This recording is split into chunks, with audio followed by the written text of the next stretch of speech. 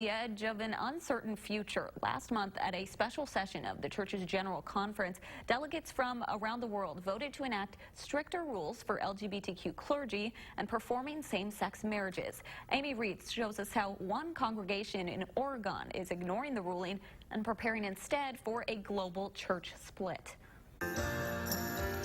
Inside the People's Methodist Church in Oregon,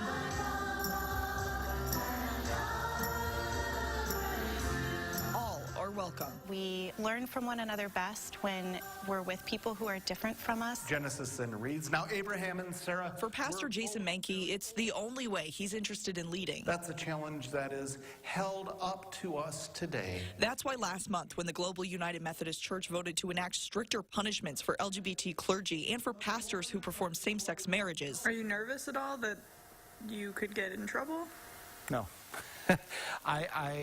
He made a choice to ignore it. I'd be more concerned about not being faithful to who I feel I'm called to be than getting in trouble. He stands with pastors from all over Wisconsin and the country, the majority voting against these stricter rules. But with such a large global divide, Menke worries the only fix is to split. We as a denomination have kicked this down the road for so long that what breaks my heart more than the denomination possibly splitting is all of the people who've ended up being collateral damage. It's a decision many have come to accept. There may not be a resolution possible. So, you know, I'm just one who continues to pray, but I'm also knowing some things just happen. Knowing there are people here that are hurt otherwise.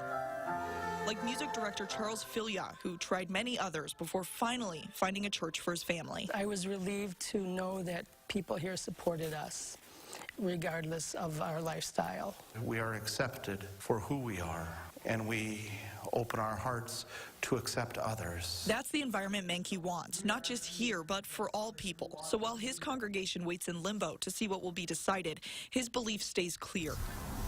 At this United Methodist Church, all people are welcome. Knowing that we're called to love. In Oregon. And we strive to live that out. Amy Reed, News 3 Now.